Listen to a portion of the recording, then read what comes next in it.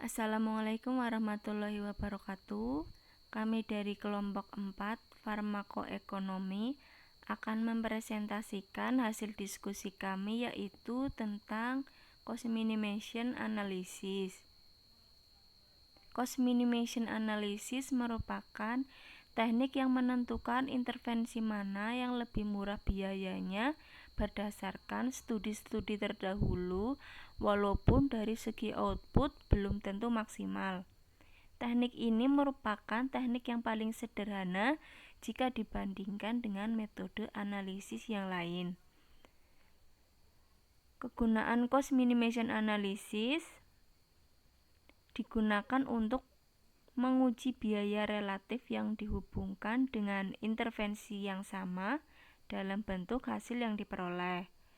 Lalu digunakan ketika dua intervensi telah terbukti untuk menghasilkan hasil yang sama atau serupa. Jika dua terapi dianggap setara, maka hanya biaya intervensi yang perlu dipertimbangkan. Keunggulan dari cost minimization analysis yaitu merupakan metode yang relatif mudah dan sederhana untuk membandingkan alternatif pengobatan selama ekuivalen terapeutik dari alternatif yang telah dibandingkan. Ini juga merupakan metode yang paling simpel dari semua perangkat farmakoekonomi yang mana membandingkan dua jenis obat yang sama efikasi dan toleransinya terhadap satu pasien. Tidak diperlukan efikasi umum sebagai titik tolak pertimbangan, dan peneliti boleh mengesampingkan harga per kesembuhan ataupun harga per tahun karena hal ini tidak begitu berpengaruh. Kelemahan cost minimization analysis yang pertama adalah pada asumsi pengobatan dengan hasil yang ekivalen. Jika asumsi tidak benar, dapat menjadi tidak akurat. Pada akhirnya, studi menjadi tidak bernilai. Hanya digunakan untuk prosedur hasil pengobatan yang sama dan hanya menunjukkan biaya yang diselamatkan dari satu pengobatan atau program terhadap pengobatan atau program lain. Contoh penggunaan cost minimization analysis di bidang kesehatan, kami mereview jurnal yang berjudul Analisis Minimalisasi Biaya Obat Antihipertensi antara kombinasi ramipril spironolakton dengan valsartan pada pasien gagal jantung kongestif di Rumah Sakit Jakarta tahun 2014.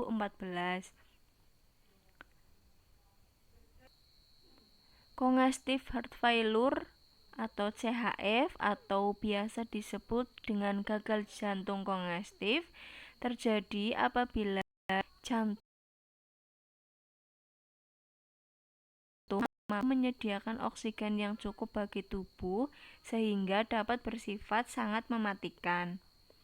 ACE inhibitor merupakan terapi lini pertama dengan harga relatif murah namun memiliki efek samping berupa batuk parah dan angiodema. Sedangkan ARB bukan terapi lini pertama, namun dengan efek samping yang minimal dan dapat digunakan pada kasus intoleran ACE inhibitor. Maka tujuan dari penelitian ini yaitu untuk memilih alternatif yang lebih cost minimize antara ramipril spironolakton dengan valsartan pada pengobatan gagal jantung kongestif. Berikut merupakan tabel populasi dan sampel yang memenuhi kriteria, di mana total sampel pada penelitian ini adalah 46.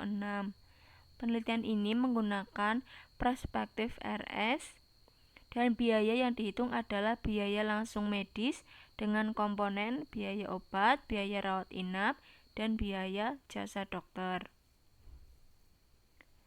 Ini merupakan tabel biaya langsung medis pengobatan gagal jantung kongestif tahun 2014.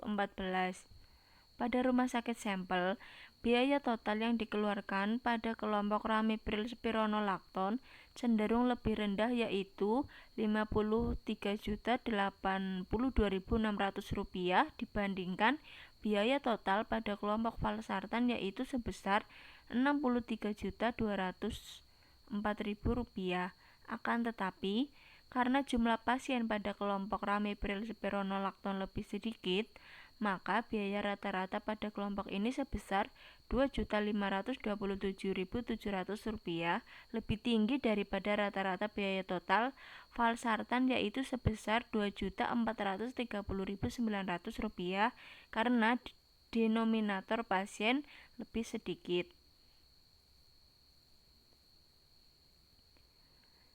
Tabel 5 merupakan efektivitas persen pasien dengan tekanan darah terkontrol. Berdasarkan data sampel yang diperoleh, diukur pula jumlah pasien dengan tekanan darah terkontrol, yaitu kurang dari 140/90 mmHg setelah pemberian obat ramipril spironolakton ataupun obat valsartan. Pada tabel dijelaskan bahwa pada kelompok obat ramipril spironolakton terdapat 75% pasien dengan tekanan darah terkontrol setelah pemberian obat ramipril spironolakton, sedangkan pada kelompok obat valsartan terdapat 76,9% pasien dengan tekanan darah terkontrol setelah pemberian obat valsartan.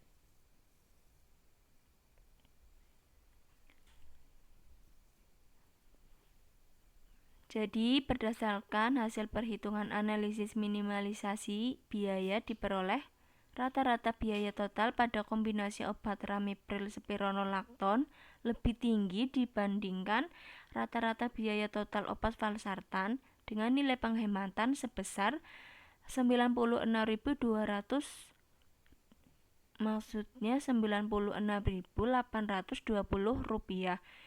Dengan demikian, dapat dikatakan bahwa terdapat perbedaan yang signifikan antara biaya obat ramipril spironolakton dengan biaya obat valsartan.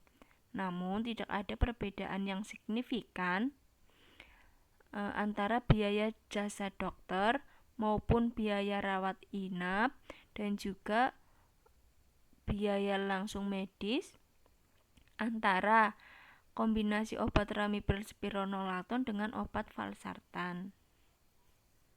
Hasil perhitungan rata-rata biaya rawat inap pada kelompok kombinasi obat ramipril spironolakton sebesar Rp1.729.800, lebih tinggi dari kelompok valsartan, yaitu Rp1.430.700, sehingga terlihat bahwa penggunaan obat valsartan dapat menghemat biaya rawat inap sebesar Rp299.000 per pasien.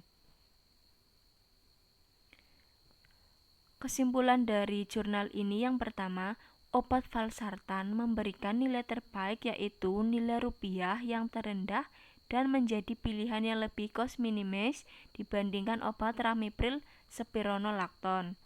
Kedua, adanya penghematan pada rata-rata biaya total pengobatan gagal jantung kongestif menggunakan obat valsartan sebesar Rp96.820 per pasien, dan adanya penghematan pada biaya rawat inap penggunaan obat valsartan sebesar Rp299.000 per pasien.